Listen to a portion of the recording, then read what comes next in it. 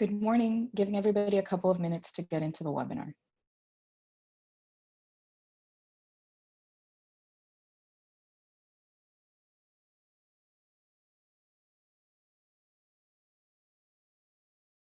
I wanna be the very best, like no one ever was. To catch them is my real test, to train them is my cause. I will travel across the land, searching far and wide. Each Pokemon to understand the power that's inside. Pokemon, it's you and me. I know it's my destiny. Oh, you're my best friend in the world we must defend. Pokemon, a heart so true. Our courage will pull us through. You teach me, and I'll teach you. Pokemon, gotta catch 'em all. Gotta catch 'em all. Every challenge along the way, courage I will face. I will battle every day to claim my rightful place. Oh, come with me, the time is right. There's no better team.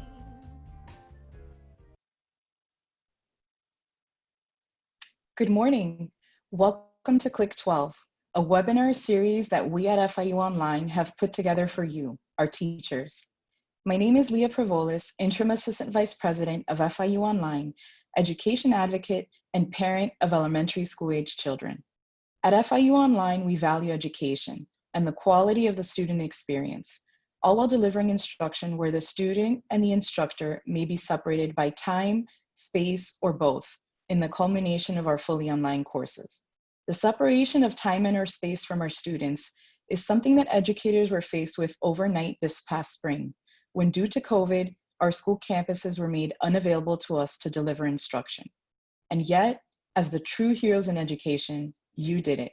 Many of you graduated your kindergarten classes virtually or sent off your high school seniors with virtual graduations. And now here we are, nearing the end of summer, your much needed time off. And over 3,600 of you and your peers are signed up for this series. That truly speaks to your dedication. What we hope we can share with you during our time together are valuable best practices and guidelines that we have picked up in our over 20 years in distance learning.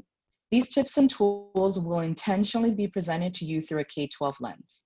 Through your journey this coming year, remind yourself, this is a pivotal time in the world and in history, full of uncharted territory. Be kind to yourself in those challenging moments. Know that your students are truly lucky to have you in their corner. Before I hand it over to our presenter, I wanted to remind you of a couple of Zoom features you have available to you today, right here at the bottom of your Zoom window. We encourage you to use the Q&A in the chat, which are labeled just that. We look forward to answering as many questions as we can during the presentation, and use the chat. Interact with the community of support that you are surrounded by today. Now let's welcome our presenter, Michael Alendi, who will share with us today 9 low-cost, high-impact EdTech tools. Good morning, educators. Thank you so much for joining me this morning. I'm really excited to go over one of the items that I'm most passionate about in my role as an educator here at FIU. I'm the Learning Design and Innovation Manager here at FIU Online. I'm a faculty at our Honors College as well. I'm married to an incredible K-12 teacher who reminds me every day that she's certified in some of the tools that I'm presenting to you all here today. So I come with a lot of experience in this area, a passion for it. And I want to start our conversation about EdTech with this slide and this point. Our first presenter in our webinar series had a statement that she shared with all of us, Gabby, and she said that pedagogy comes first and technology should be selected second. And what I want you all to think about as we're going through these tools, as you're thinking about how to incorporate these tools to create incredible learning experiences in your course, is to ask yourself 4 questions. The first is, what is the goal of your learning experience? Let's not just look at these tools and deploy them because they're cool, they're interesting, they're unique. Let's really make sure that they are pairing up with our learning objectives. Many times they can take away from that learning experience. The second question is, how will your students engage with this content IRL? I'm a millennial, so I speak in that talk every once in a while, but in real life, sometimes a tool really helps your student exercise how they're going to engage with this content that you're teaching them in real life, and sometimes it may not be applicable. Also, how are you going to measure learning success? If what you're looking at is your student's ability to spell correctly, maybe a video is not the best way to do that. And then last but not least, I have to admit this, right? Is it worth it? Deploying an EdTech tool in your learning management system in your course takes training on your end, takes training for your students, takes some upkeep and maintenance, and the benefits can be phenomenal. But sometimes, especially if our motivations for deploying an EdTech tool are purely just for the sake of deploying the EdTech tool, then I would say really consider, is that worth it? Remember, educators, pedagogy first, technology second. So let's jump into the list of tools that we're going to be talking about today. This presentation will take up the entire time, so please stay with me. I've got some engaging opportunities for us throughout. There will be 2, yes, I said it, 2 opportunities for you to participate and win an incredible swag bag from us here at FIU Online. So pay attention, stay plugged in.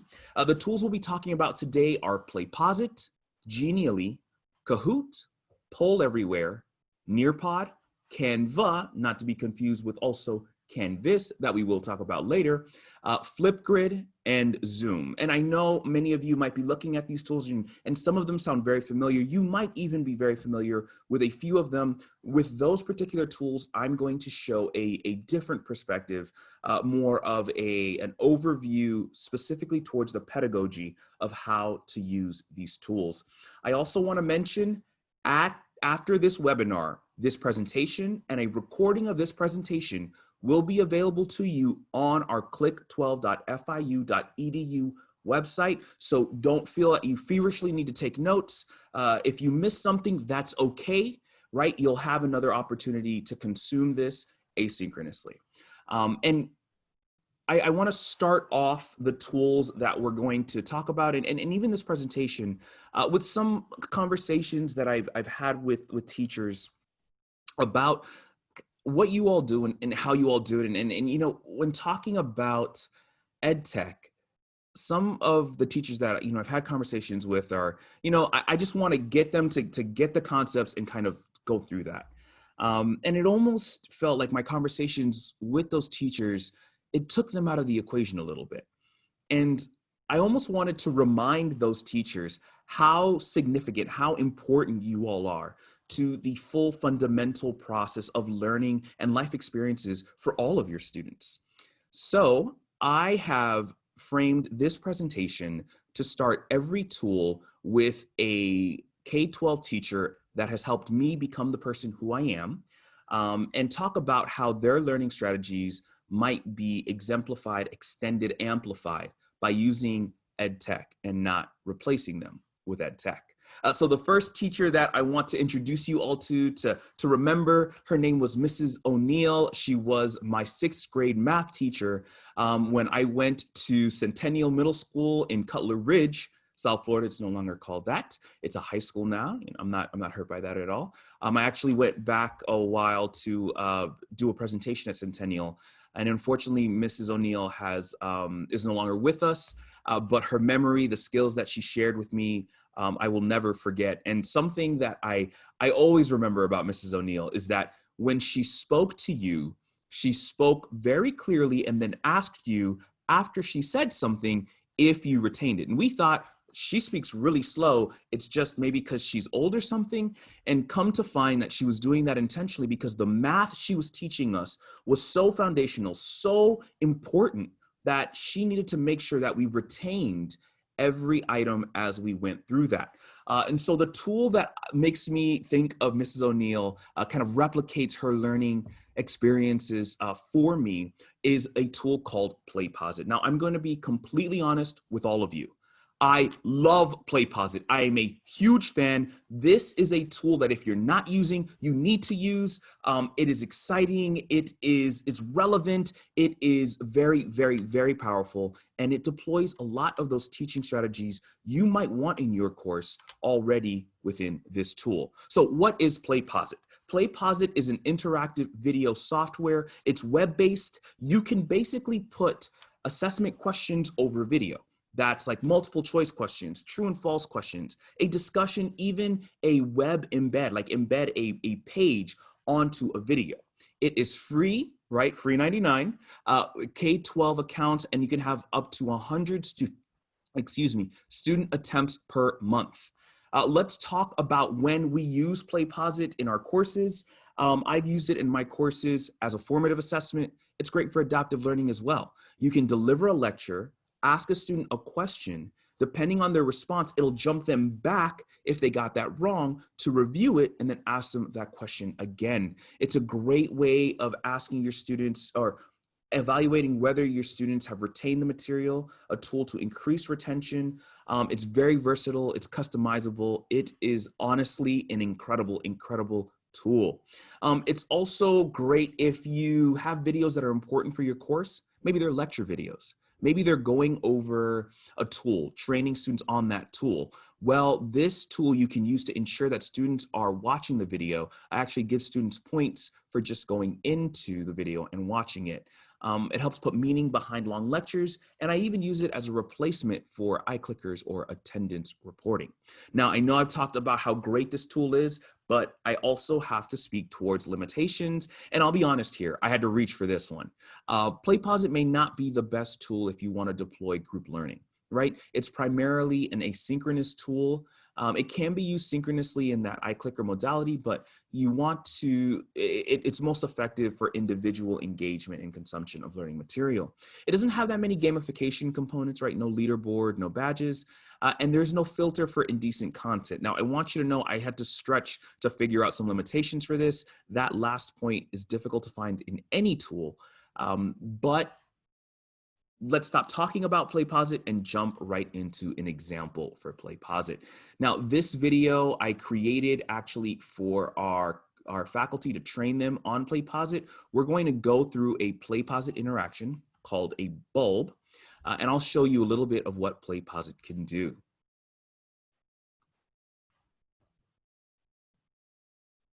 Now, I want to mention PlayPosit is not a place where you edit videos or where you host videos. You can only use hosting video platforms like Vimeo and YouTube if you want to integrate a video in a PlayPosit bulb. So what you can do is record your own video, edit it, and then upload it into YouTube, and then you'll be able to add interactions in PlayPosit. So PlayPosit is not a video server. It doesn't host videos.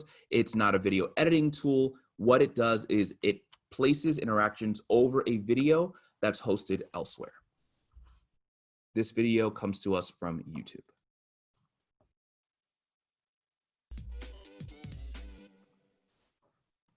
Give me 1 second, everyone. I want to raise the volume just a little bit so you can hear this.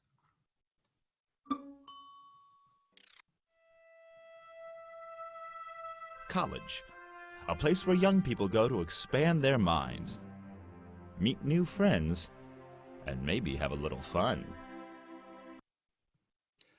All right, so you'll see as the video is going, you heard the sound, you watched the video, and then it paused and a question pops up. And the question here is, what was one of the reasons this video says people go to college? And because I've done this a billion times, I'll just answer to meet new friends. Once students make their selection, they can select submit, and the video will PlayPosit will tell them the points they got, give them instant feedback, and allow them to continue. Now, I want you to know you can adjust the settings in PlayPosit to prevent students from fast forwarding, to prevent students from rewinding, or to enable them and give them the opportunity to do both of those things. But this group of undergrads is about to find out. Boys, Get ready for the most epic semester of your lives. We're gonna have a lot of late nights. Working on our final project analyzing cross-cultural flood myths. It ain't like the movies. Heck yeah. So right here, I wanted to show a couple of things. The first are different question types that you can put in PlayPosit. And the second is how you can put multiple questions in one time slot in a video. So students would be spending many to fill in the blank. Of course, I've taken this a billion times, so I know the answer. It's late nights. And what I want to show you is the type of feedback you can give students. This can be a video. This can be an image. You can give that feedback to them right there, and then they'll select next. Which of these flood myths, which of these are flood myths? Select all that apply. Again, I was a cultural anthropology major in undergrad, so I will select all the flood myths, hit submit. There you go. And then the last question is an opportunity to do free response. So you can even have your students watch a video that you might lecture on and then say, tell me how this content makes you feel. And they can write words. And words, you know what? I'm just gonna hit submit. And it'll say, these are the potential points you can get out of this, but this yellow means grading is pending. So you can go back in and grade students' submissions on this. I just downloaded a lecture on the Epic of Gilgamesh. I'll share it with you guys. Woo! They'll have to actually go to class. I can't make it to rehearsal for a cappella regionals tomorrow. I have a physics final. But Beth, if we don't win, it won't matter in the grand scheme of things, I guess. Yeah, it would be insane of you to skip your physics final for this. Yeah, this extracurricular has no intrinsic value to us after we graduate. Oh. So right here, this interaction, it reminds me of, I don't know if any of you all remember when VH1 and MTV used to actually play music videos, but there used to be a show called Pop-Up Video. And so you can have items pop up where it's like, hey, by the way, I mentioned this last week, remember this, or go to, this is an allusion to this character. And you can just put informational items, not just assessment items that students will have to pause. I use this to remind students, remember, your paper is due on Friday at 11:59. So at least I know they watched my lecture, they watched me say this, and they had to at least click continue on this and ignore it again in order to move forward in the bulb. They'll casually hang out with friends. Gentlemen, tonight's Pirate Palooza is gonna show Delta Rho who the true kings of campus are. We got something a little better up our sleeve. Yeah, we just gonna catch up on DVR, play some video games, and not leave the couch the entire weekend. Oh, thank God. Oh, that's so much better.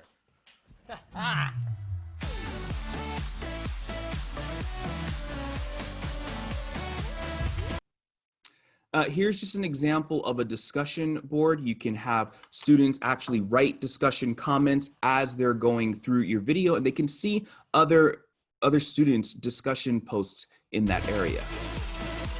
And they'll deal with the financial realities of higher education. So what I wanted to show here is you'll notice the video's still playing. You also have an option to put something in the video to make a note of. So sometimes I'm using a video from last semester and I say, notice your professor made a mistake here. This was a spring video, but it's still relevant to you all. Sorry about that. 2 weeks away. Pack up, ladies, because we're headed to our parents' houses. Woo! I can definitely not afford to take a road trip to Mexico. So what I'm gonna do now is just kind of fast forward so I can show you this next option. I'm looking at this in instructor view, so that's why I have that fast forwarding ability. The speech ones. Here, you can actually add a poll question. So this one doesn't have any points attached to it. So you can even ask students, how confident do you feel in your FSA? Or how confident do you feel that you've mastered this after watching this video? Get ready for the best 4 years. Looks like somebody won't be leaving this year, suckers. 5 years of your life. And I just want to show this last feature that I am just so impressed with. It's called Jump.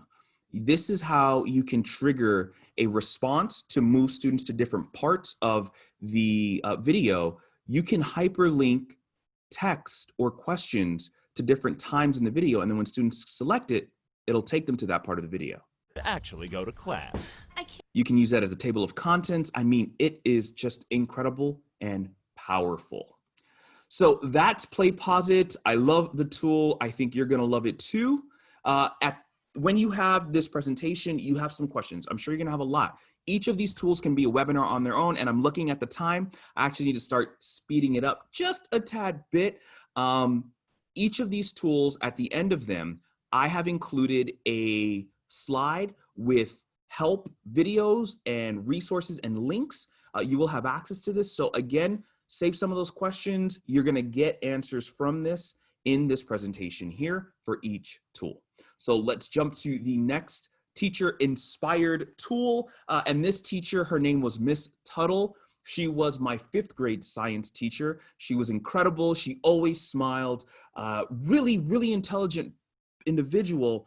And what she cared about the most was presenting learning content to you in such a way that you would remember it later. She loved using mnemonic devices or even putting songs. In fact, I'm going to do something for you all. I'm sorry, I know you think that I like you all, but I'm gonna sing for you all. I'm gonna sing a song that Miss Tuttle taught me in 5th grade. Okay, here it goes. We love DNA made of nucleotides, sugar, phosphates, and a base all bonded down one side. Adenine and thymine make a lovely pair. Cytosine and guanine would feel very bare. That's how she taught me the structure of deoxyribonucleic acids, DNA. And to this day, as an adult-ish, I still remember that song. In college, when I took organic chemistry, I still remember that song. That's how I could break that components down. She did a phenomenal job in delivering content in a way that was interactive and a way that just became really sticky. So thank you, Ms. Tuttle. And the tool that really, I think, speaks to her learning style or teaching style is Genially. Genially is another incredible tool. If you know about it, you love it, you use it, especially in its free version, because what it basically is an interactive authoring tool. It's web-based, so you don't have to download anything to your device. In fact, all of the tools that I'm showcasing here are web-based in some way or form. The only one that requires an application is Zoom for some features. But Genially can be used also for you to present content or for your students to create content. You can create games, edit games, or infographics, different learning material items. And the free account includes templates and the ability to embed those things that you create into your learning management system. So Genially is most ideal for self-review assessments. And that's because it doesn't have robust analytics. It's really great to help you design maybe how the look and feel of your course will look like, your online unit. It's a great way to engage learners. It's customizable, so you can exercise those graphic design muscles that you might have. The interactive content helps you layer learning. So students might have to answer something in order to get to the next item. It's a really, really cool tool in that regard. But in the same breath, I'm gonna go over I'm gonna go over limitations for each of these tools. One of the limitations is Genially, it's more for asynchronous learning, not necessarily synchronous learning. And that's because without the analytics, without the tracking, without the joint participation, it exists individually somewhere. All right, that's why I suggested it for self-review assignments. The embed code also might be limited. For those faculty or those teachers here who may be teaching in Miami-Dade County Public Schools, that's our home location, if in their Microsoft Teams, teachers were not allowed to embed Genially. So all they had to do was send a link to students through email, and students were able to access the link there. Also in the free version, all of the artifacts come with a watermark that sends students to Genially. It's not super distracting, but it's there. Just want to be fully honest with you all. Honestly, for what you're getting with this tool for free, that watermark is a very small price to pay.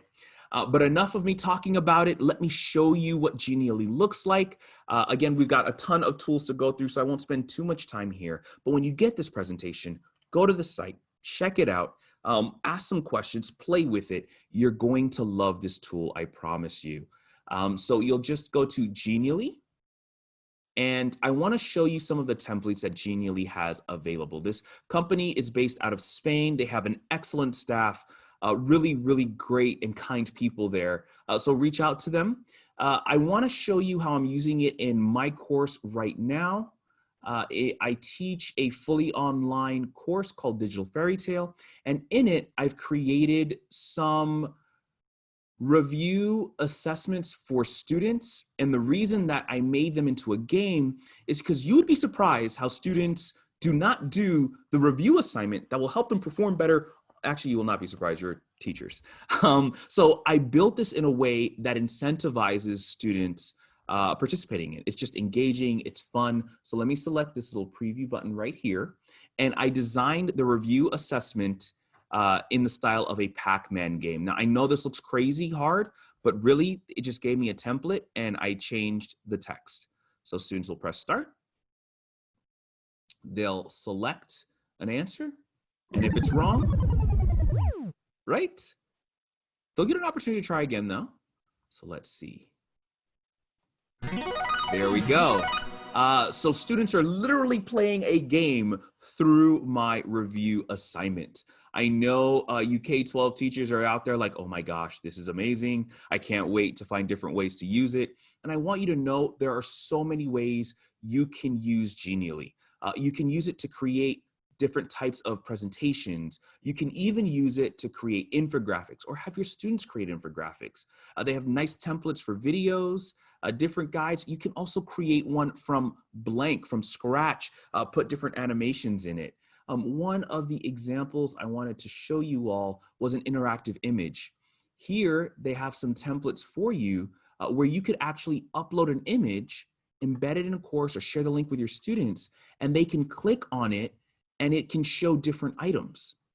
And really how these templates work is you'll just click on a template, click on different areas, and you can edit those areas to customize whatever you're looking for. There are a ton of templates. Here, let me look at this pop-up one. You'll just click next. Here, you'll be able to change all those texts whatever you'd like. You can even hyperlink them. This is a great tool. Spend some time getting familiar with it. You will absolutely love it. All right. So again, here are the review articles. You will have access to this on click12.fiu.edu right after this webinar.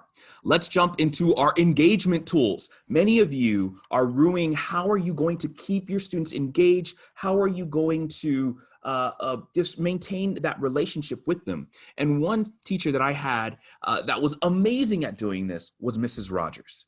She was my English teacher in 8th grade. She taught me everything about Greek mythology. But at the beginning of class, she would tell us, she would do a little like a pop-in quiz to make sure that we understood the content, the vocab words that we reviewed in the previous day. And the 3 words I will never forget that Mrs. Rogers taught me were a la carte, ad hoc, and ad nauseum. And the reason those 3 words stick to me, one is I needed to be reminded of them, 2 ad nauseum, but also right before class, she'd say, Michael, I'm at Burger King, explain to me how a la carte is used at Burger King. And I was like, but it was a great way to keep us engaged and make sure that we did retain the material from the previous lesson or discussion. And the tool that reminds me of Mrs. Rogers the most is Kahoot. Now, many of you are familiar with Kahoot. If you've attended some of our previous webinars, you even engaged in a Kahoot. I just want to talk about one specific aspect for those of you who may already be familiar with it, but you think it's more of a game and not so much applicable for education purposes. If you're not familiar with Kahoot, it's a robust game software, but game software in the mode of like Jeopardy-esque, right? It has a leaderboard, it incentivizes participation, it's web-based, students don't have to download anything. You can integrate in the free version, multiple choice and true and false questions, but the paid version gives you the option to do polls, word clouds, puzzles, and open-ended questions. Again, only in the free version You don't get polls, you don't get word cloud, you don't get puzzles, you don't get open-ended, but you do get multiple choice and true and false. And you can have up to 1,000 learners in a free account experience. Now let's talk about why we use Kahoot. I ideally use Kahoot to engage learners as an icebreaker, a way of checking attendance, or maybe even a recap for the next day, right? Like Mrs. Rogers had did. This is an excellent tool for synchronous learning. It's engagement. Students can give you some great feedback right there and then. You can even take some of that feedback and make comments on it. Not saying it can't be used for asynchronous learning. It's just best used for synchronous. It is mobile friendly, tablets, cell phones, or on your computers. It's a great self-identifying tool. Students name themselves as they get into Kahoot, and we know how important it is to empower our learners to do just that. And what I'm going to talk about today, it's a great tool for formative assessment. Now, I briefly want to touch upon its limitations before I jump into kind of my guidelines for a standard formative assessment in Kahoot. And Kahoot actually shares this template in Kahoot when you go and create something, when you create a Kahoot in Kahoot. I think that makes sense, right? So Kahoot, it's not that great for group learning. It's better, when I say group learning, I mean like small groups. It's better to get everyone together and us learn kind of as one group. It's not an ideal tool for high stakes assessment or summative learning, primarily because of its lack of analytics and just kind of transparency in that. Also, its gamified nature normally speaks a little bit more to formative assessment, more casual learning, right? Which is still important, but not what we would consider high stakes assessments or summative. And then last but not least, Kahoot is very, very open. So you don't really want to ask personal or reflection questions in Kahoot. I have another tool that's an excellent choice if that's what you're trying to do to engage your learners. So let's talk about what my guidelines, what my steps are, and Kahoot's recommendations for creating a Kahoot activity that is ideal for formative assessment. So your first slide when you're creating a Kahoot for formative assessment, your first question should be a digital literacy one. I tend to ask a question about popular culture, right? So when Marvel Cinematic Universe was out, I would ask a movie about that, ask a question about that. This question is normally for 0 points. I put a funny answer, I put a tricky answer, and another tricky answer, and a correct answer, because what I want students to see is that I want them to learn how to use the platform. Whether they're familiar with it or not, it's just a good reminder that you get points if you answer correct, and you get more points if you answer correct sooner. Right, so the first question, 0 points. It's all about digital literacy, and the way I move the questions around is I make sure that there's some tricky answers so we get some right and some false. This then primes students and gets them ready for the next question, and that question is going to be a knowledge question on the topic. You want to put some answers in there that are the correct answer is very clear. And you've got a silly answer that's definitely not the right answer, an incorrect answer that's obviously, not correct, and then maybe another one that might be right, but it's a really kind of an easier question to ease them into it and build their confidence in taking this Kahoot. Your third question after that will then be another simple question, but what you want to start doing now is using vocabulary and language relevant to the content. Right? You want to start getting them in the mindset, okay, this is where we're at, this is what we're going. It's a little bit more difficult. You'll notice here that I suggest, and that Kahoot does as well, you also have an answer option that's totally incorrect, one that's close to being correct, one that's relative to being correct, and the correct answer. The answer option should start getting a little bit more difficult. So we start working on some different skills for our learners, especially with test taking being as important as it is. And then we jump into a true and false question, right? This one shouldn't be too difficult. It should be quick. And what you're trying to do here is after you've just given that somewhat difficult question, you're trying to re-engage them and excite them saying, oh, I can do this. This is a quick one. Boom, let's move on. Notice also the time has changed on this slide. I've made this time a little bit shorter so that we can keep students moving, motivated, and get them excited to the next question. Now we start getting into more challenging questions. There's also an option in in Kahoot to change the music. So now you can start using all of these senses to excite your students in this formative assessment that's now analyzing what they know and engaging it really intentionally and effectively.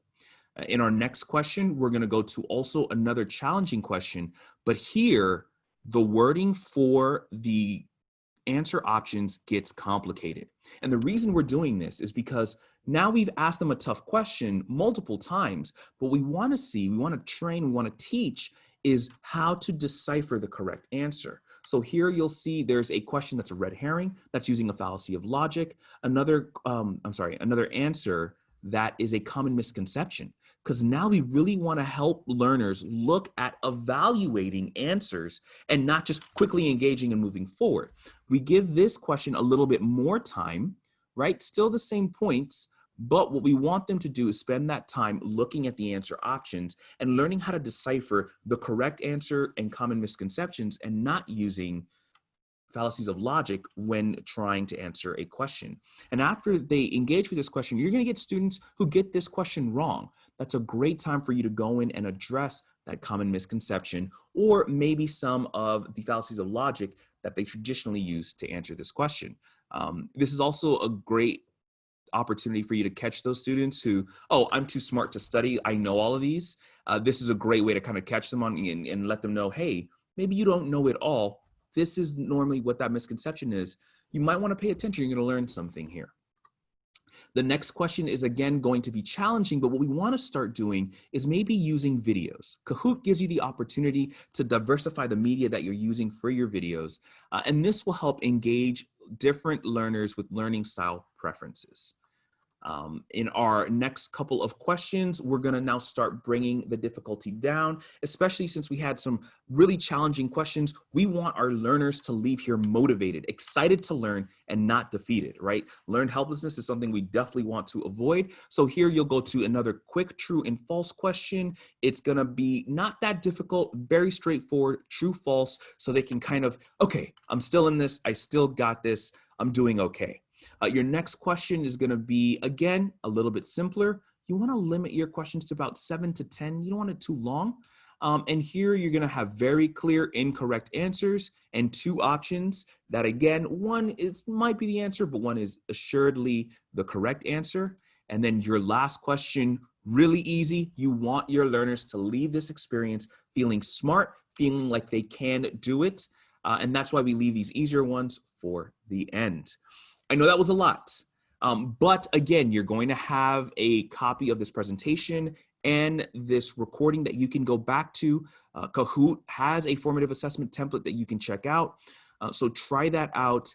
This is a way to take what we normally do with Kahoot and elevate it to a really effective educational pedagogical purpose. Once again, you've got resource slides here. Check that out later. And let's jump into the next teacher-inspired tool. I want to talk about my teacher, Mrs. Blanchard.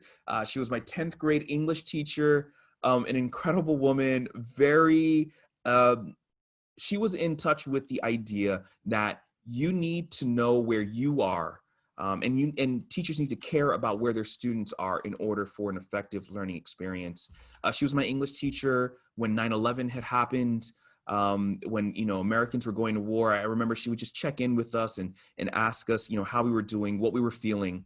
But something that I'll never forget Mrs. Blanchard for is she asked us a very weird question that I don't think anyone ever asked high school students. And she said, I need you all to make me a promise. We sat in a circle and we were like, okay, this is honors English course, whatever that means in high school. And she said, I need you all to promise me that you're going to make babies. And we were like, did a high school teacher just ask us to promise to make babies? And she said, wait, let me explain. Obviously, when you're older, you have your careers, a great partner with you. The reason that I want you all to promise this is because the world needs smart and good people who will make more babies. Because that's what the world needs. More smart, good people making babies. Because you know what? There's a lot of dummies out there making a lot of babies. And so that's one thing that I just carried with me always. I was like, wow, I have a duty to our species to be, to put more good, intelligent people in the world. So that's Mrs. Blanchard. She kept a pulse She was really good at kept the pulse on us, how we were feeling. And the tool that I think would have extended her learning style, her teaching style, is called Poll Everywhere. Now, some of you might be familiar with Poll Everywhere, maybe at conferences. What's great about Poll Everywhere is that it's similar to Kahoot, but it's more an audience response software. It's web-based and it's text-based. You can actually use Poll Everywhere on your cell phone. Now, there are some limitations. We'll talk about that a little bit with our session that we're going to do in just a moment. It allows you to integrate multiple choice questions, word maps, clickable images, an emotion scale, short answers, voting, etc. This tool is incredible. It is free. It is powerful. So a lot of the features that you don't get in Kahoot, like the word map or polling, you get in the free version of Poll Everywhere. Now, it has a limitation of about 40 participants for your free account, but again, really great tool. I like to use it because it has power in anonymous submissions. We're gonna do one in just a moment here where you will be anonymous. This is great for synchronous learning. Its asynchronous component doesn't really make that much sense, especially since you really wanna use this tool for pulse finding, re-engagement, recapping. It's a great way to get feedback. How do you feel about this? Or how do you feel about something that we did or what's coming up? Students can give some great text responses. And if you have questions or issues with internet connectivity, you can have your students text in their responses here. And that's going to be an alternative for just relying on their internet. There are limitations to Poll Everywhere, right? It's not that great a tool for group learning. It works better kind of in the whole groups. It's also not a phenomenal tool for high stakes assessment or summative learning. Many of these issues are kind of the same that we saw with Kahoot. The only difference is Poll Everywhere does not have significant gamification features like a leaderboard or badges or something like that. All right, so enough of me talking, of you staring at my face. Let's play with these tools. Let's get into them. What I'm gonna ask you all to do is either go on your phone or open up a tab on your computer and go to pollev.com/Michael Alendi 720. Or for those of you who would like to do this on your cell phones, text Michael Alendi 720 to 37607.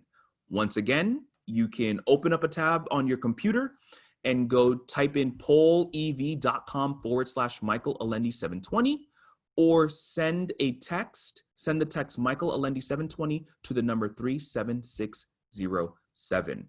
Now, I want to let you know, if you chose to do the text option, there are some interactions you will not be able to participate in, but it's a great example of the benefits and the pros and cons of using Poll Everywhere through text alone or using it on your computer. So let's jump right into this. For those of you who have logged into Poll Everywhere on your computers, it might tell you that I haven't started the poll just yet. And that's because I also want to show you all the teacher view here. Again, if you want to go to pollev.com, Michael Alendi /720, or text Michael Alendi 720 to the number 37607. Actually, let me jump right back to this slide. I'll give you all an opportunity to do that. Just a couple of seconds.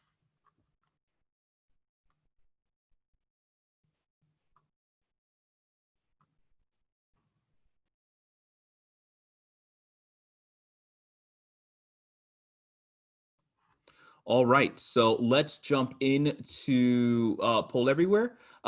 Again, it allows 40 participants at one time. I'm going to activate the poll. So those 40 of you who could get in there, you're gonna be here. Don't worry, there's no prize attached to this one. The first question here is, tell me what is the best excuse you've heard from a student for not having their homework? So someone wrote dog ate it. I can't believe people are still saying that, but apparently we're still, oh my gosh, it's still dog ate it is coming in. What is that? I had too much homework to do. Oh no, had to work. Oh, that's sad, but I've definitely been there. My mom and dad didn't finish it yet. Oh no. So what I want you all to see here, right, is you weren't prompted to put in your name on this one. I made this one anonymous. But here you get these text responses. They're live. I can choose to hide this, right? So no one's seeing the responses. But what's a great benefit of Poll Everywhere is by showing the responses, students start seeing, oh, this is free. Like I can share what I'm thinking. Other students are feeling the same thing. This is excellent. All right, let's move to our next slide, our next activity. For those of you who are on text, you're only going to see your text response, right? You're just going to text it. Your answer will appear there. For those of you on the computer, you'll see a little bit more. I'm now going to force jump to our next poll. I'm going to activate it here. And here, I want to show you an example of a word map in Poll Everywhere. Share the first word that comes to your mind when you think about digital technology in the class. All right, someone said hard, confusing. Oh, freedom, engaging, awesome, chaos, fun. I'm so glad fun is the biggest word that came out here. And what I want you all to know is this is a phenomenal tool when you want to gauge your students, how they're feeling. Maybe how are you feeling about the first day of class? Or how do you feel about our Zoom meetings? And this word map will make the words that are larger that more students are saying again and again. Or maybe for you English teachers out there, a vocab word. What is the word you're having the most difficult time spelling, right? And this also gives them an opportunity to practice their spelling. And you get to see the larger word that maybe you need to work with them on to get them to learn a little bit better. So phenomenal, phenomenal tool. Remember, only 40 of you can be logged in at one time. I'm sorry, I have a free account. But those of you who are logged in, you seem to be liking it.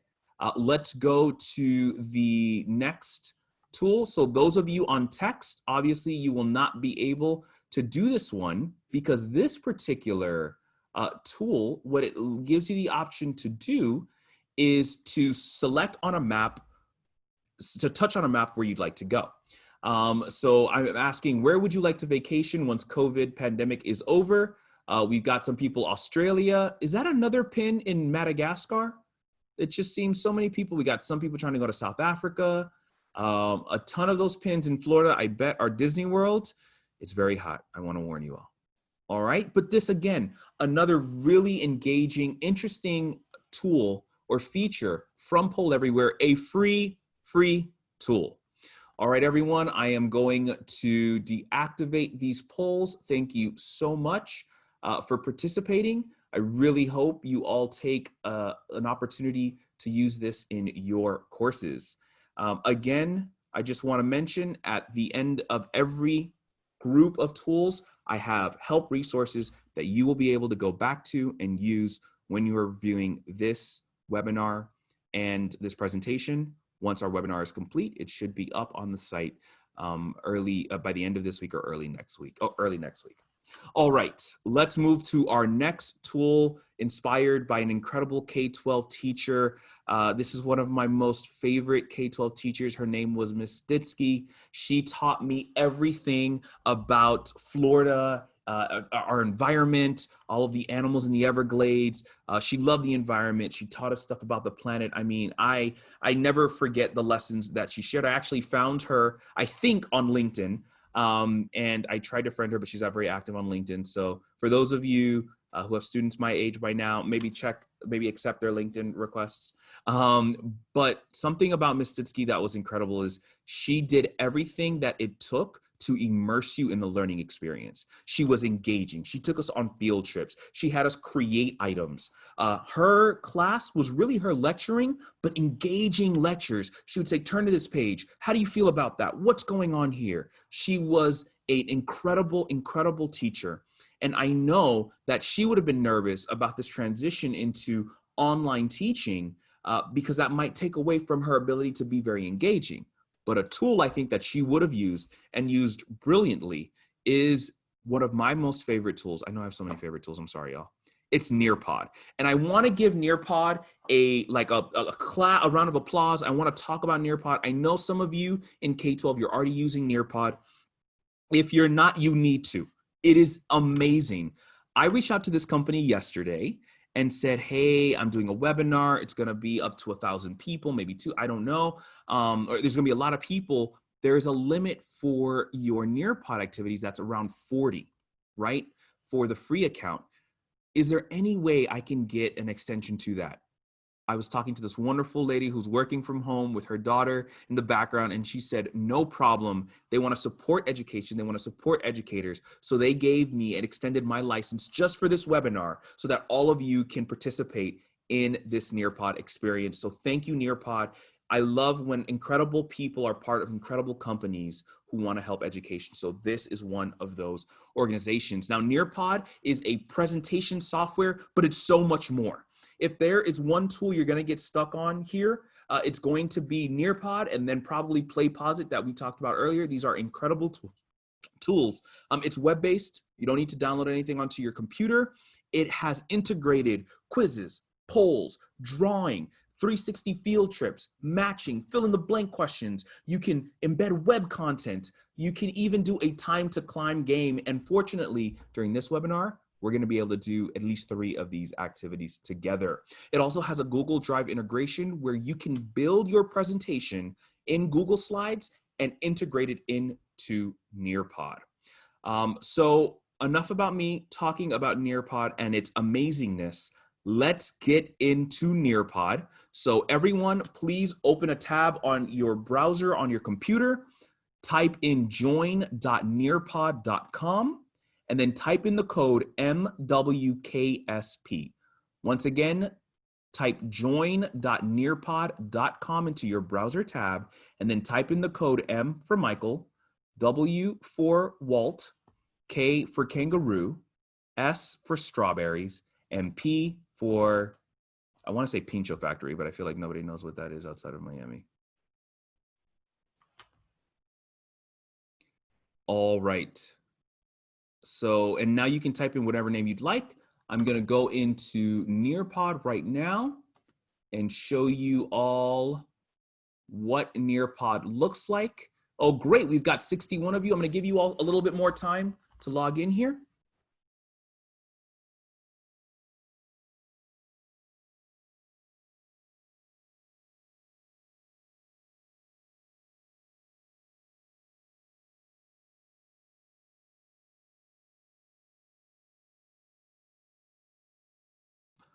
And I know on this slide, you're all seeing A, B, C, D. That's because in Nearpod, I didn't update it, but you'll see that code right up there, MWKSP. And right now, I want to click here to show you all, right? I can see all of you logging in, all of these wonderful names. We've got some faculty from the Bahamas, got a lot of K faculty, someone whose name is me, right? I see you out there, me. But one thing that I think is really great about Nearpod is students can choose their own names. Now, there are a couple of things that Nearpod is incredible with. If I spent any time going over all of these, we'd have no time for today. We could have multiple webinars on Nearpod. But once we hit, I'll wait till 250. We're gonna get started. I want you all to, oh man, okay, we're gonna hit 250 way faster than I thought. Okay, I've also made this assignment so that you can join as we continue. So let's move on to our first activity. This is going to be insane. Our first activity in Nearpod. So I want you all to pay attention to your Nearpod student screen. You can split your screen so you can see what you see as a student and what you see as a faculty, or you can come back later and watch this to see what I was seeing as your teacher. All right, so moving forward, the first activity I want to show you all is Draw It in Nearpod. So what you can do here is students can draw in their presentation and you can see what they're drawing right here. So I'm going to start this activity. I want you all to draw how you feel about the beginning of the fall school semester. I've given you 1 minute and 30 seconds to do so. If any of you look on my screen, you'll see everyone's name and the drawings they have in progress. And so if you're looking right now, I can see we've got some really, really incredible artists in here and some other people that are good at drawing circles. All right, we've got some happy faces. We got some Charlie Brown looking faces. This is definitely, oh, I thought it was a fire, but it's saying lit. All right, excellent. And when you're done, hit the submit button at the bottom right. What I can do is when someone is done, I can actually share this particular image. I think someone cheated here. share this particular image with everyone. So Patrick K had a beautiful smiley face. I'm going to share that. And now you're going to see one of your classmates' images that I pushed onto all of your devices, right? I will unshare that now. And what I can also do is say, all right, we've done enough of this drawing. Let's get back to the rest of our stuff and click next. You can also hide student names so nobody knows who wrote what. Just want to show that ability as well. All right, so let's continue moving forward. Our next assignment is going to be a fill in the blank one. This is a statement that my most favorite Disney princess said, even though she's not a princess. I know she should be. Mulan, she's amazing. I'm going to ask you all to use the word bank below to drag and drop the words to complete this sentence. And what you'll notice on my screen is I can see the score of how well you all did. Maybe if someone didn't do so well, I'd be able to see that right there. Just another great way that you can pull scores and attempt to evaluate retention or even deliver an assessment. All right, let's move forward. Also, what I want you to notice is I'm forcing you all through this presentation. Have you ever been giving a presentation and you know one of your students is skipping ahead, or maybe they're just not paying attention as much?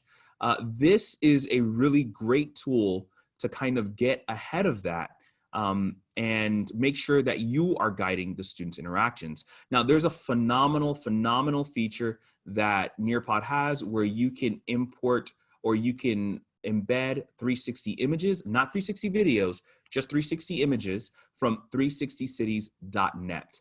And if your students have a VR goggles, they can actually enter VR viewer and walk around. And this is the city of Havana. All right, everyone, get ready. We're going to have our first giveaway right now. I hope you were paying attention because we're going to do our Time to Climb. This is the gaming platform within Nearpod.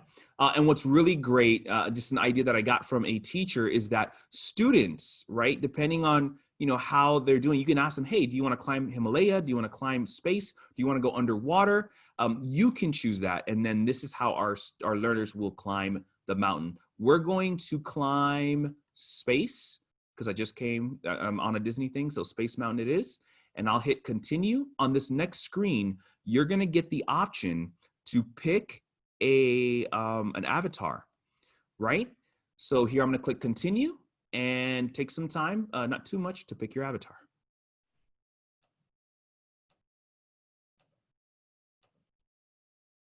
Got penguins, got bears. It seems penguins and bears are really popular.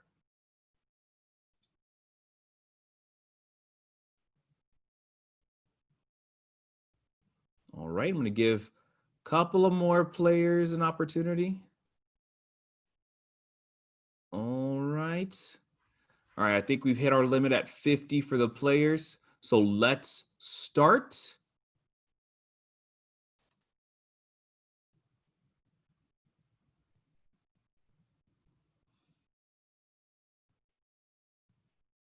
Do that one more time. Let's start.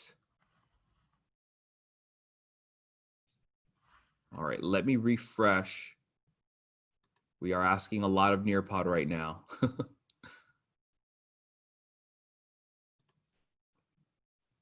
Okay, let's give it a second.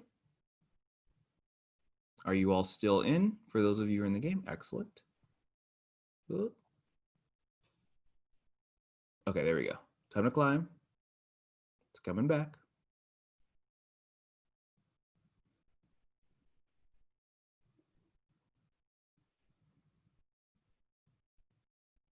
All right, maybe this was too many and, no, a little patient.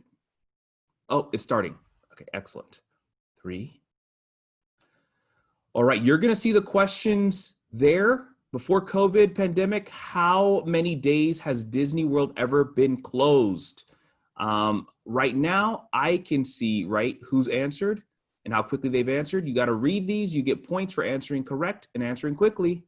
Where will you be able to access a copy and recording of this following the webinar? Of this presentation following the webinar? You'll notice in the teacher view, right, I don't see the question or answer options. I don't see the answer options. I just see the question. Ooh, Dinah in the lead, barely. Poor Sarah, 790, 791, but that's okay. We've got 7 more questions. Let's keep on going.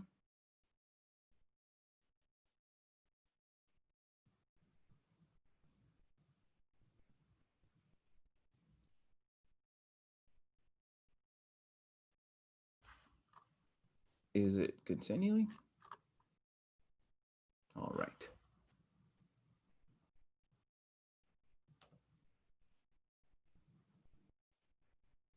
All right, I'm not getting an update here, but it seems that you all are able to continue play.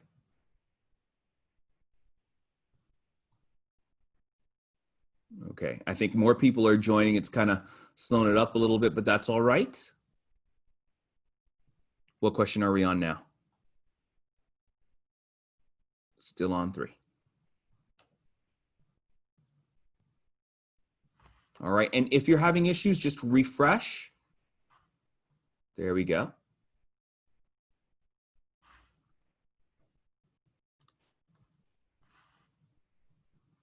And what's great is even though I'm refreshing, oh yeah, I may have broken Nearpod. There's a little too many. That's why Nearpod is designed not for a huge webinar, for smaller concentrations of learners, somewhere at 30 or 40. That's all right. I'll go back and check the report, and whoever won those, please, please, please contact us in the Zoom chat. Let us know your contact information so we can make sure that we reach out to you. All right. Sorry about that, but I promise you, technology doesn't always work. So this is a great example of how that happens. Just be ready to navigate that. Now, we've got 29 minutes left. I'm going to have to speed up just a little bit. I'm sorry. I know I've been going really fast, but the tools that I really wanted to make sure that you all got a little bit more time on, I've already spent a ton of time. That's with PlayPosit. That's with Nearpod here. So let's keep on going. Nearpod is ideal for presenting learning content. I suggest about 20 minutes of lecturing. That doesn't mean it's just 20 minutes of the entire engagement, just 20 minutes of your lecturing broken up by a lot of these engaging activities. For those of you who are in Nearpod, I also want to show you that I can go in, please come back to the Zoom session. I can go in and I can end the session and it will terminate it for you and push you all out of that. So it's a really great way to have, some of that synchronous control, a very teacher-led discussion or learning experience. This increases student engagement, an excellent tool for that. It's great for creative activities, for drawing, giving your students different ways to engage with the content. It has that great Google Slide integration, and it is mobile friendly. But remember, that limit about 40 learners, you don't want to break it like I almost did just now with that webinar. And some of the limitations for Nearpod is it's not perfect for group learning. It's just not ideal for that. Again, personal questions and reflections, the way it's designed is primarily really for sharing. Now you can hide students' names, but that takes away some of the really great benefits that come along with it. It's ideal for short lessons, and it isn't purely gamified or just for engagement. It's really for instruction. Nearpod is an incredible tool. If you haven't yet, take some time, jump in on it, try it out. You will not regret it. And once again, I have resources available for each of these tools once you log into this presentation. Now let's talk about different tools that might be really helpful when talking about student submissions. And when thinking about this, I remember a teacher that I had in middle school by the name of Mr. Reed. He was the teacher lead for the geography club and taught social studies. And something that Mr. Reed was really big on were proverbs. He'd always test us on different proverbs. Something like familiarity breeds contempt, or distance makes the heart grow fonder. He would always test us on these proverbs, and he was just that idyllic teacher, right? That idyllic middle school teacher, very intelligent, but something that he really cared about was how you presented yourself. I remember once we were after a geography beat tournament, we were eating at, I think, McDonald's or Burger King or something. And when I eat, I guess I was like fully into the food. He goes, Michael, if we were animals around the watering hole, you would be the first to be eaten. And I was like, what? He goes, yeah, you're not paying attention to your surroundings, looking around. Pace yourself, son, right? Think about how things are looking around, stuff like that. So a tool that makes me think of Mr. Reed, about how I present, what I share, what I present is Canva. Now, I know some of you right now are super pumped because you know about Canva. You love Canva. You're using Canva. But did you know that Canva has an education platform where you can actually build assignments for your students to go into Canva and use Canva to build products as well, to build artifacts and share with you? Canva is a general design authoring tool. I want to tell you all this, okay? Please, please, please don't go into Canva right now. It's going to start you in a down a rabbit hole. You're going to be so excited about all the things you can make. You're going to spend an entire evening designing stuff that you may need or may not need. Canva is incredible. I was going to show you all a different tool, but Canva is just too great to ignore. It's web-based. It gives you detailed customization options, photos, illustrations, text, shapes. You can use this with your students to create things that they submit. I would suggest, though, for around 8th grade and up, it's really powerful. I know some of our younger students can do this, but it'll take a little bit more training for some of those students. You can download artifacts that you create in Canva in PDF, as a PNG, as a JPEG, as an MOV. That's videos, PDFs, and all image files. Canva is incredible. It's powerful, and all of that's available to you in the free version. It's ideal for presenting content in your course. Maybe you want to present the text or the material in a different way. Go to Canva and see if there's a way to do that. Maybe you want to send a flyer or an email to your parents. Build it in Canva and send it out to them. It's a great way to add this as part of a project, as a replacement for graphs. I use it in my course to have my students create infographics instead of just writing up text or creating a pie chart. It's really great to be used in asynchronous discussions, and I've found it really effective for one-sided, discussion topics. So everyone's not saying the same thing. They're showing me different perspectives from that particular item using their creativity. Now, there are some limitations, right? It's not that great for synchronous learning. It takes time, and it's great to kind of be aware of that. It doesn't have many analytics. And it doesn't have an embed code that you can put in for animated content, but you have all those different ways of sharing it. Now, I'm just going to quickly jump in here just so that you can see what Canva looks like in its free environment. All of these templates that you can basically go to and edit at your leisure, right? So here is an infographic. There are designs that are in here specifically made for teachers, and I'm pretty sure by teachers. So next time you're putting on events or the next time you're sharing an announcement, go in here and check it out. There's some lesson plan templates, there's some infographic templates, and you can go on this infographic, you can edit, you can change colors, you can use different artifacts. This is an incredible, incredible, incredible tool. Check it out when you've got a little bit more time. And if you have any questions, go to this presentation first, because remember, I've got videos and help links for you to check out. The next teacher that I want to talk about is one who, he retired recently. I saw him at Publix, and his name was Mr. Berger. He was an incredible teacher, my 4th grade teacher. He covered every topics. He taught us stock market stuff. But something that Mr. Berger did that I will never forget is he was also the teacher lead for our school play. So before, I know it's going to be hard for you all to believe, but I used to have hair. And I actually played Daddy Warbucks in our schools. This was Cutler Ridge Elementary, in our school's performance of A Sound of Music, right? Is that Sound of Music? Sure. Oh no, Annie, sorry. And also for Halloween, I dressed up, I guess in drag, and Mr. Berger commented as we went through all of the classes about how great I looked. So something that I loved about Mr. Berger, something that was incredible, is that he wanted you to come alive in what you were doing, right? He helped me be a really great character. He helped me kind of show my unique meanness in the different roles that I was playing. And a tool that really reminds me of Mr. Berger is Flipgrid. I want you all to know something. Flipgrid is almost too good to be true. What Flipgrid is a video discussion software. It's web-based, and you can have yourself and your students upload up to 10-minute videos by group or in topics. You can edit those videos, not like clipping them or putting stuff, but you can add filters, emojis, add frames, draw on them, photos. I mean, this tool is incredible, and it's free 99. It also has a video moderator where you can release videos after you've reviewed them, or it'll flag you and say, hey, we think there's some inappropriate content on this video. It also has some limited captioning features, but Flipgrid is free and it's incredible. Education accounts can have up to 250 students in them, and it supports MP4, MOV, and web WEBM files at up to about 500 megabytes.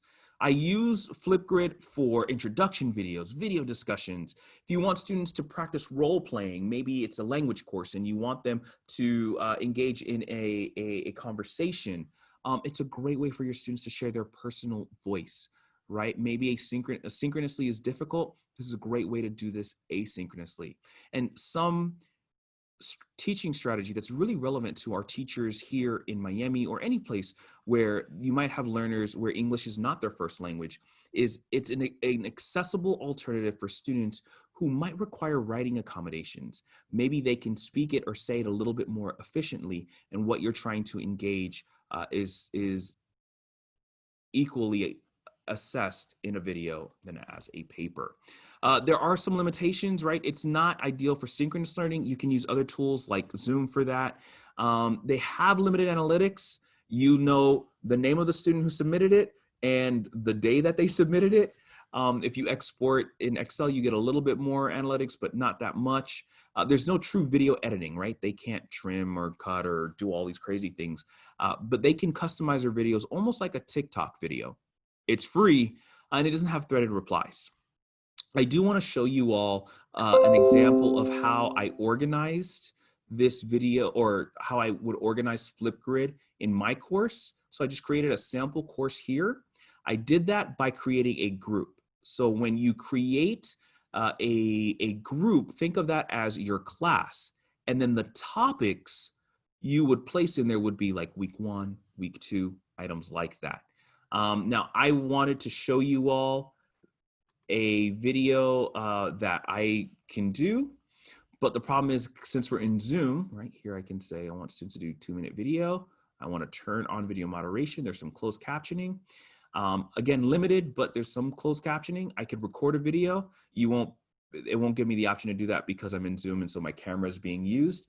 But here you can record that video and use that to deliver the instruction for your students. So Flipgrid, Flipgrid, Flipgrid, almost too good to be true, but it's very true. Great job, Flipgrid.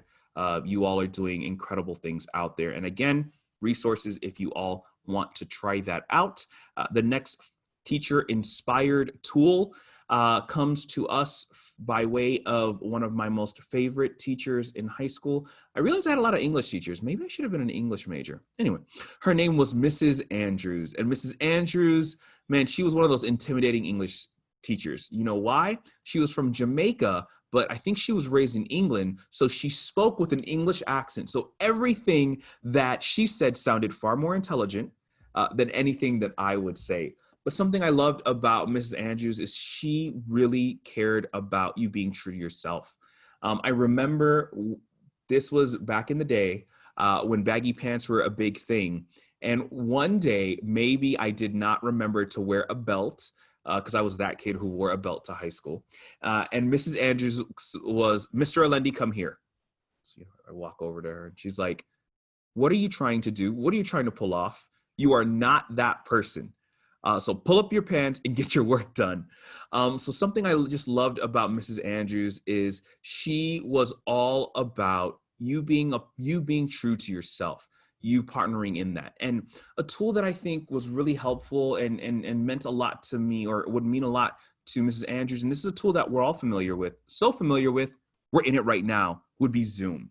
And I know you all, many of you are zoomed out. You're like, oh, I want to log off of this webinar. He's talking about Zoom. I'm over it. There are some features that are underutilized in Zoom for learning that I want to share with you all. And we're going to go very quickly over these next two tools, so that I have a little bit of time with you all for Q&A. And you know what Zoom is. It's a web conferencing tool. It has a ton of different features.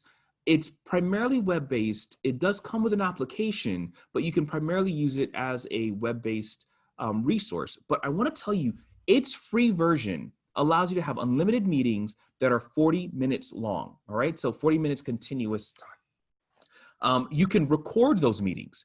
You can have breakout rooms in those meetings. You can do screen sharing and so much more. So this free Zoom feature allows you to screen share, breakout rooms, and even to record your meetings for free. Thank you, Zoom.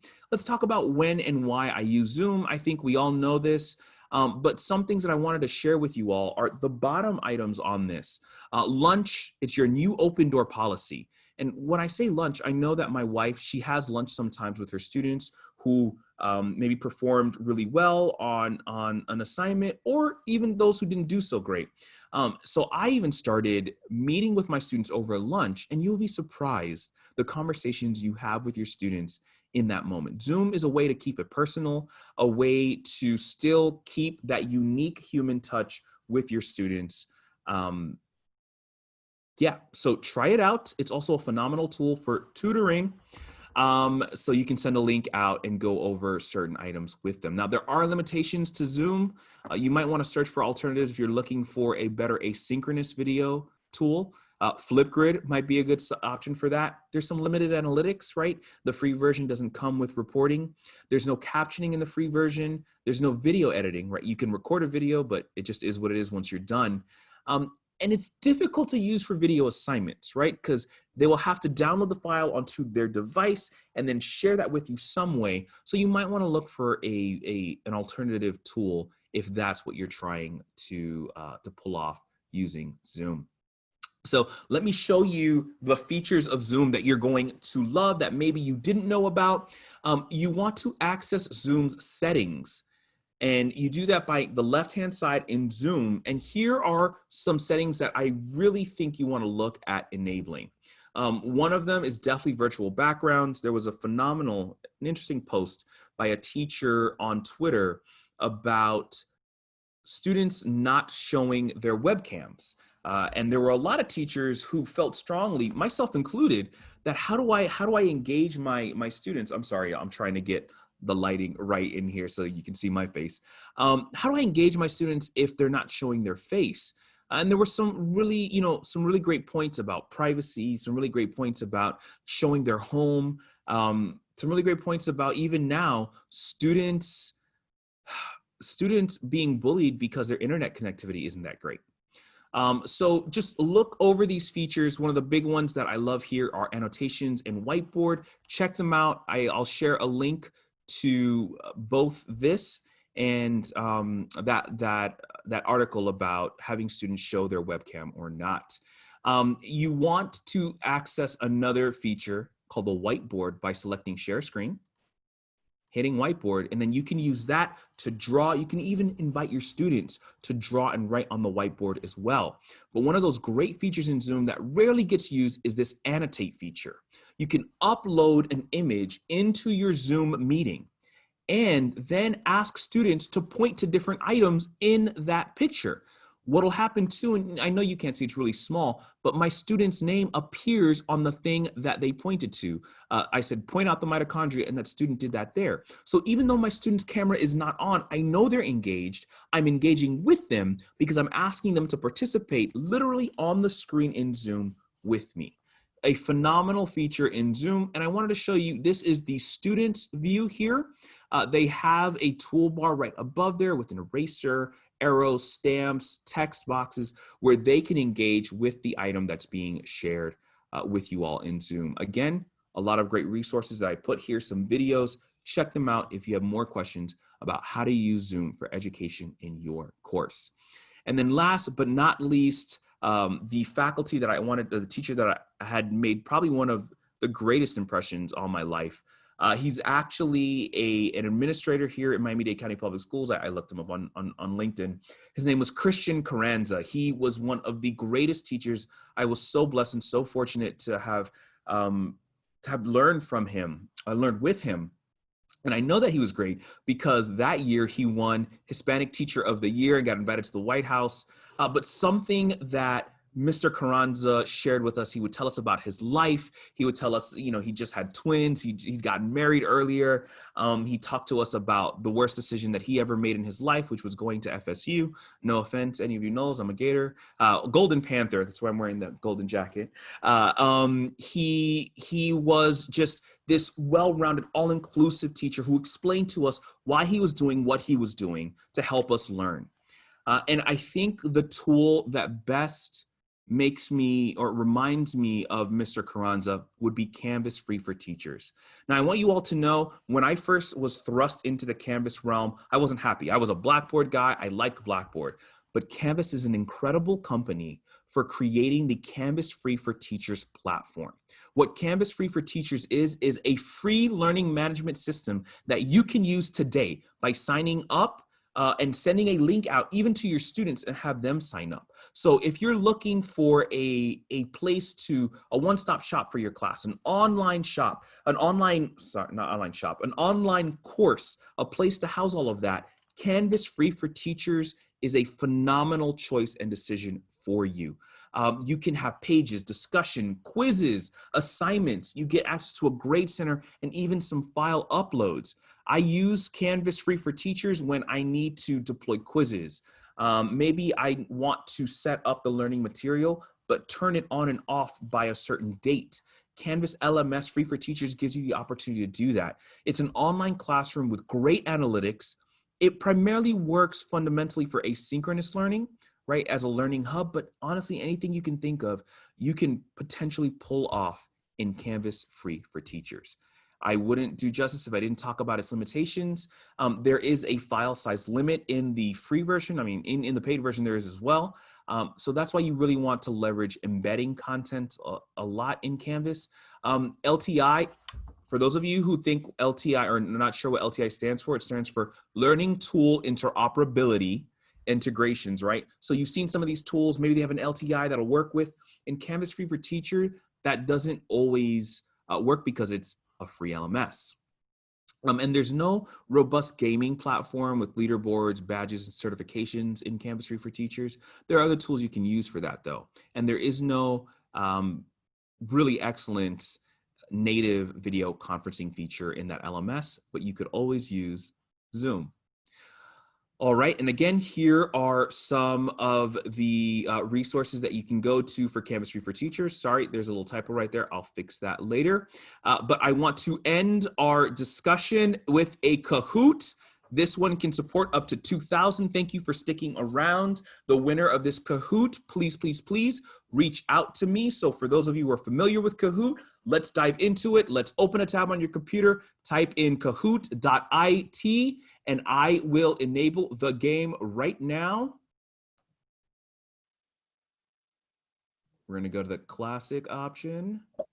You're gonna go to kahoot.it on your computer, on your cell phone, and you're gonna put in the pin 337689.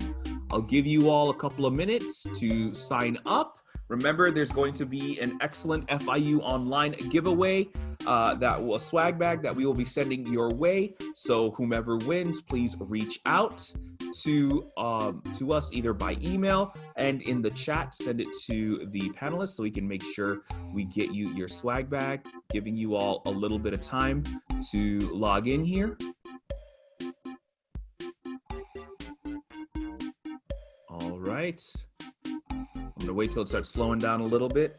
We have 7 minutes left, so don't want to take up too much of the time left. Let's wait till we hit 250. Anybody dying, need way more time? All right, we passed 250, faster than I thought. Slowing down a little bit. All right, we're gonna get started in 10, 9, 8, 7, 6, 5, 4, 3, 2, and come on, last ones, get in there. We'll go to 280. I'm not very good at keeping my own promises. All right, I think we're stuck here. All right, let's begin. Question number 1.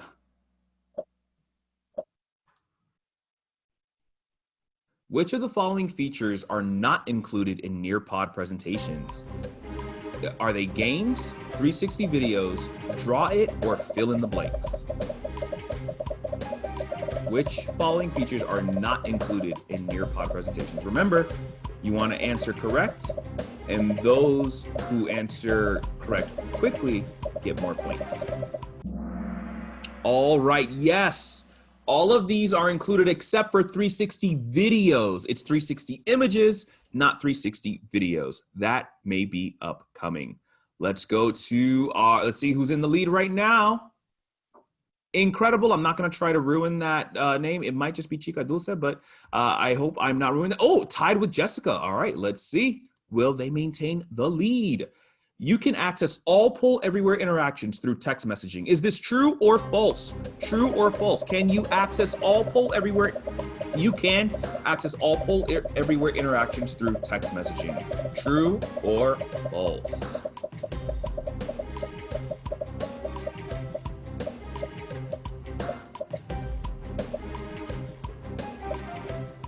All right. Oh, it was false. You cannot access all the Poll Everywhere interactions through text messaging. Remember that place the map thing that is not accessible through through your cell phone. Chica Dulce, oh no, they did not get that one in, but B has taken the lead. Let's see what's going on next here. This design tool can be used to make interactive content like Vocabulary Pac-Man. Is it Zoom? Is it Canva? Is it Genially? Or is it Kahoot? It's a design tool that can be used to make interactive content like Vocabulary Pac-Man.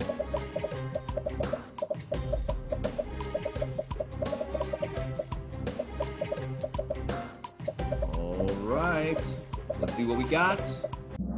Yes, Genially, an incredible tool. And B, oh, so close, but she got dethroned. Or they got dethroned. Let's see. Will you continue holding this lead? You cannot use breakout rooms in the free version of Zoom. Is that true or false? You cannot use breakout rooms in the free version of Zoom. Is that true or false?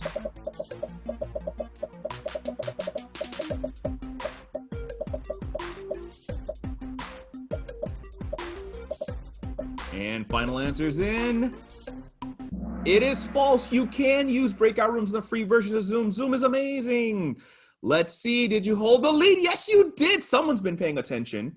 Let's continue. Question number 5. This is multi-select, so you can select more than one answer. Which of the following formats can you download a Canva artifact as? Is it PDF, JPEGs, PNGs, MOVs? Is it one of these, 2 of these, 3 of these, all of these, none of these? No, it has to be one of them. Sorry. I got too excited there.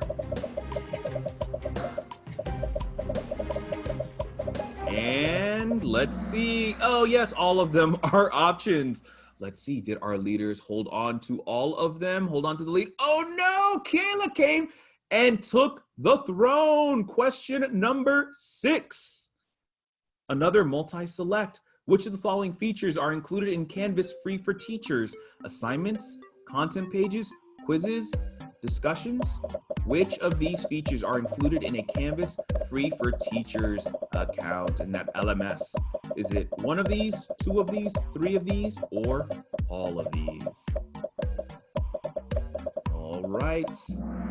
Yes, it was all of them, and most of you guessed that. Did Kayla21 keep it? Oh no, EB! Wow, this has been a great Kahoot. Next question: how many words will a lead pencil write in its lifetime? Yeah, threw one in there for y'all. No idea what's going on here now, do you? Is it 157,000, 45,000, 25,000, or 1 million words? Just threw a curveball out there. Were you paying attention? Did I cover this?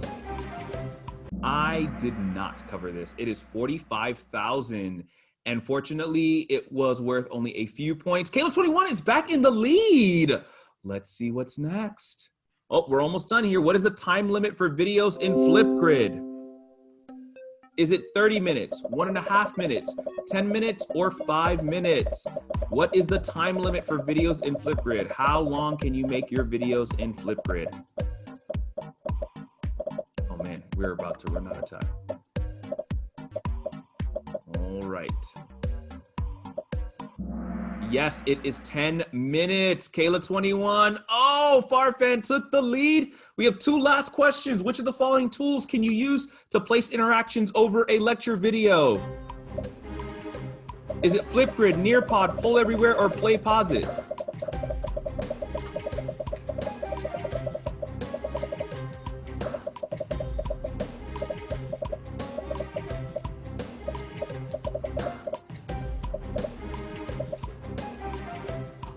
It was Play Pause It, an incredible tool that I hope all of you start using. Ooh, the lead is still held on. Our last question for the day. You can use poll question type in the free version of Kahoot. Is that true or false? You can use the poll question type in the free version of Kahoot. True or false?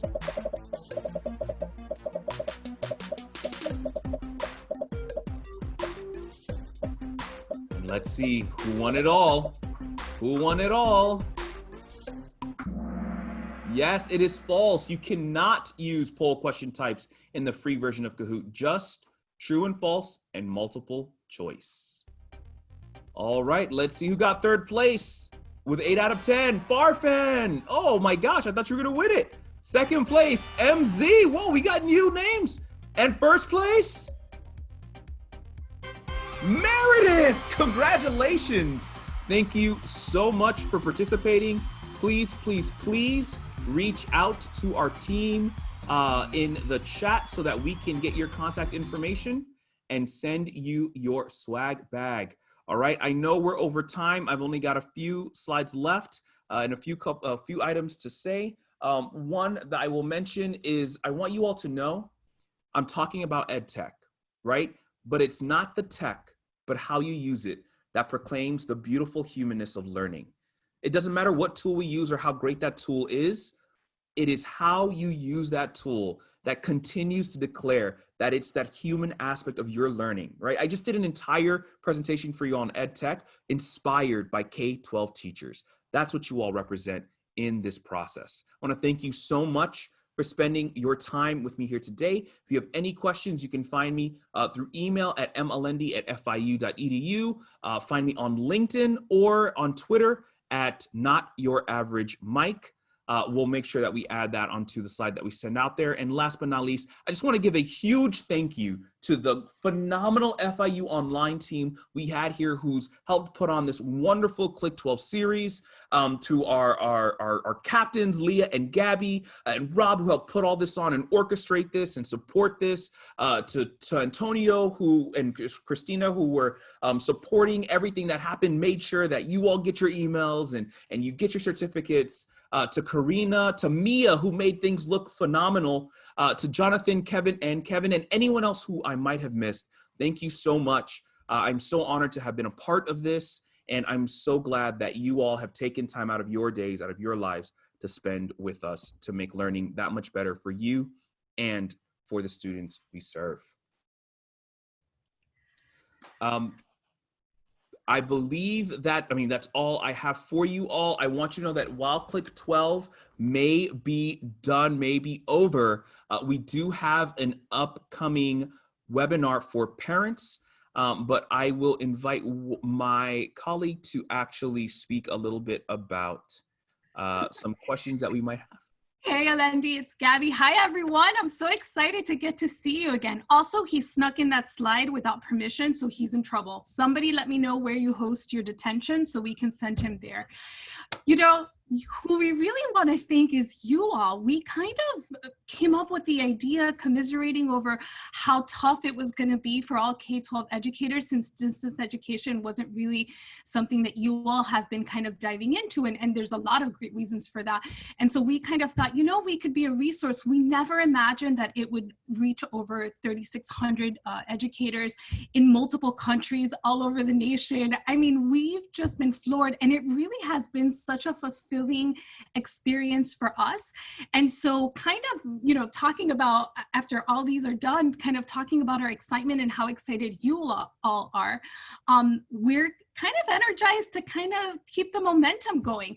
So I know we talked a little bit about a Zoom webinar last week, and someone mentioned it this week.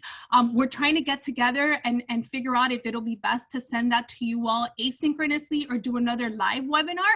So if you have opinions about that, feel free to drop them into the chat. We know that you all, depending on where you are in your districts, are coming up against the start, and so and that your time is valuable, right?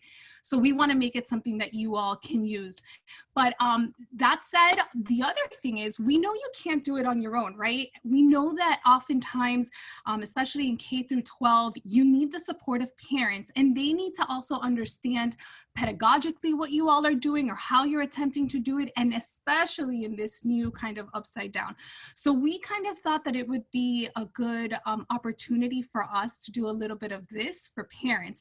So we're planning on, I believe it's the second week of September, right around the time where nationwide folks are already going back to school, and kind of give them a little bit of confidence in how to be able to support their students, right, their learners at home, while you all are educating them. I tend to hear a lot of, I don't want to be teaching my kid at home. And I always want to say, you're not teaching your kid at home. Your teachers are teaching your kids.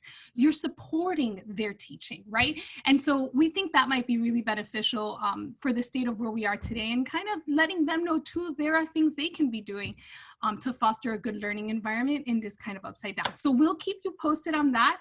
We'll also keep you posted on the Zoom webinar information. If you've been with us since the beginning of these 4 weeks, you know that we send you an email, a follow-up email on the Monday after. And so that's not going to change. And as we kind of continue to travel together down this upside down, we're here, and we'll be sending you all resources, and we want to keep in touch. This has been really fun for not only myself, but the team as well. So thank you and good luck.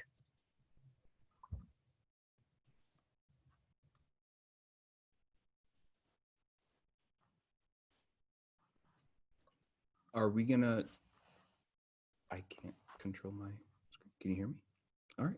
I'm having a little bit of Zoom issues right now. For those, I can hear you. So you know, Lindy, we can stay on a couple of minutes if you want to answer some questions. We still have some folks still on here, so it's up to you. What do you think? What are you feeling?